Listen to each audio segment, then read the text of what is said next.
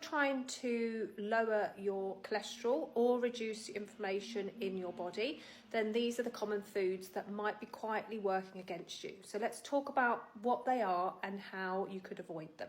So hi, my name's Anita. I'm 53, a nutritional student and a former cardiac ICU nurse. So when it comes to eating to help with inflammation and heart disease, it's not just about what you can add, it's also about what you need to cut out.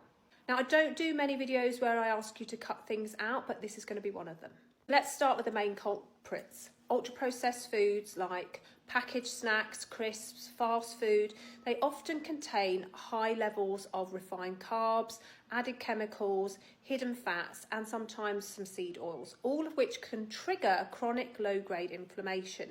So studies have actually shown a clear link between a high intake of processed foods and an increased risk of cardiovascular disease and mortality. The next one is added sugars, especially in drinks, cereals and sauces. So excessive sugar actually spikes out insulin and promotes fat storage, especially around the middle.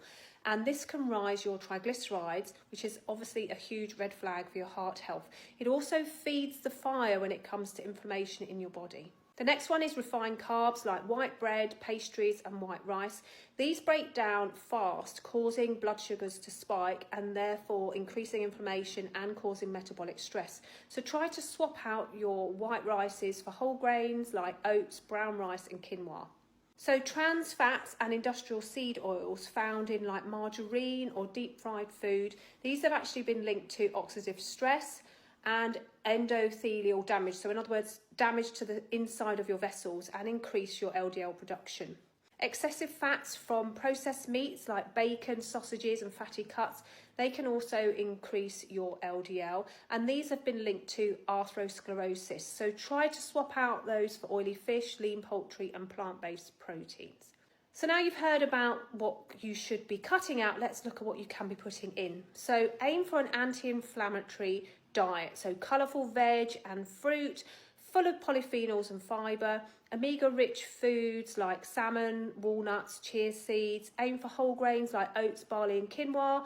Herbs and spices are great, turmeric, ginger, garlic, and good healthy fats like extra virgin olive oil, avocado and nuts. These all support your gut health, they help regulate your blood sugar and reduce inflammation, all of which will support your heart. So you don't have to be perfect, just try to reduce the intake of these types of foods and make smart swaps so that when you add it all up, it makes a big difference, not just for your cholesterol, but how you feel overall. So let me know in the comments, what's one food you can cut back on today that's going to make a massive difference to your health?